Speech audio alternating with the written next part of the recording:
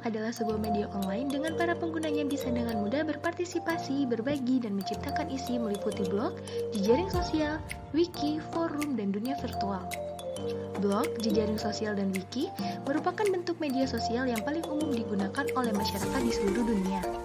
Menurut Andreas Kaplan dan Michael Henlein mendefinisikan media sosial sebagai sebuah kelompok aplikasi berbasis internet yang membangun di atas dasar ideologi dan teknologi Web 2.0 yang memungkinkan penciptaan dan pertukaran user-generated content.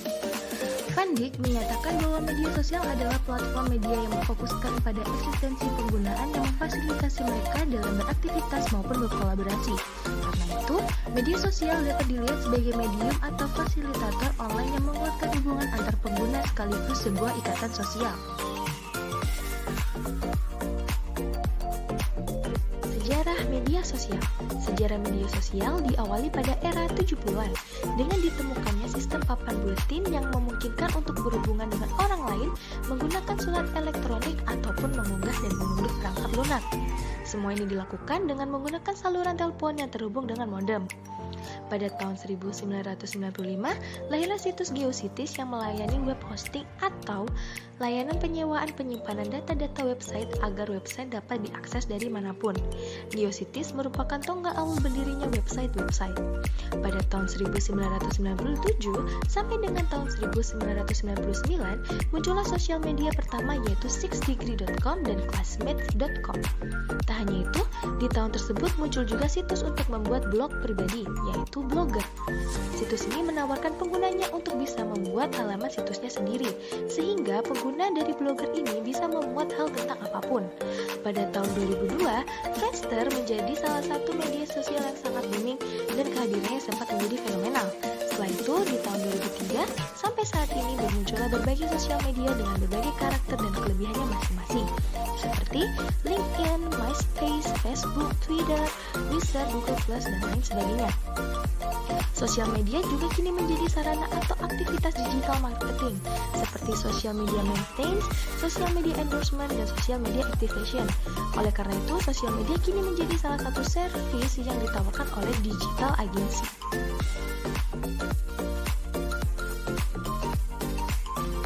Dan teman-teman tahu nggak sih, kalau media sosial itu punya dampak positif dan negatif loh. Dampak positifnya antaranya, yang pertama, memudahkan kita untuk berinteraksi dengan banyak orang, dari Sabang sampai Merauke, dari dalam negeri sampai luar negeri, dari yang anak-anak sampai orang dewasa. Yang kedua, memperluas pergaulan media sosial. Gak hanya di lingkungan sekitar rumah, sekitar sekolah, bahkan kamu bisa dengan pelajar luar negeri. Yang ketiga, lebih mudah dalam mengekspresikan diri. Contohnya, orang-orang introvert di rumah bisa loh mereka mengekspresikan diri di media sosial. Malah biasanya lebih ekspresif daripada orang-orang ekstrovert di dunia nyata. Yang keempat, biayanya lebih murah karena cuma beli kuota aja. Yang kelima, penyebaran informasi dapat berlangsung secara cepat. Jadi apa-apa sekarang bisa viral. Jadi bijak ya dalam bermedia sosial.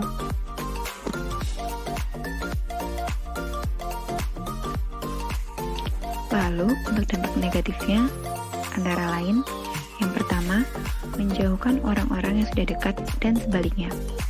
Ya, emang lagi ngumpul sih, tapi pada main smartphone masing-masing. Yang kedua, interaksi secara tatap muka cenderung menurun. Apalagi pas pandemi kayak gini ya, kita kebanyakan pakai Zoom, Google Meet, video call, dan sebagainya. Yang ketiga, membuat orang-orang menjadi kecanduan terhadap internet. Ya, zaman sekarang awal pakai internet 24 jam seminggu, biasanya smartphone. Yang keempat, masalah privasi dengan media sosial. Mungkin kebanyakan orang terlalu mengekspresikan dirinya dan terlalu membuka identitas dirinya.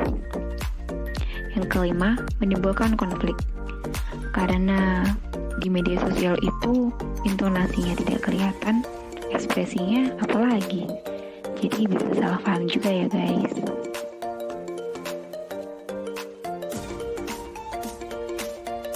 Tapi tenang aja guys, di sini kita ngasih cara bijak dalam bermedia sosial kok.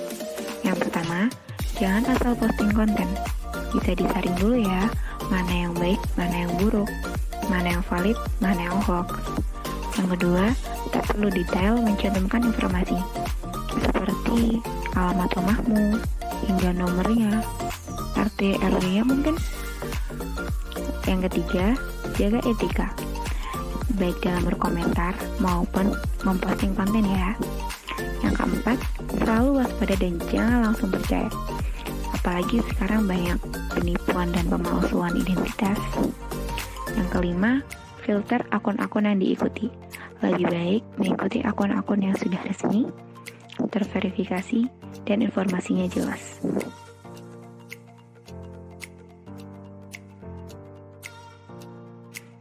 Lalu, di sini kita juga menyediakan solusi tepat dalam mengatasi kecanduan bermedia sosial. Yang pertama, punya tekad kuat untuk berubah. Yang kedua, batasi waktu online. Bisa dengan berolahraga, melakukan hobi yang seru, dan meluangkan waktu dengan orang terdekat. Serta gunakan sosmed dengan bijak.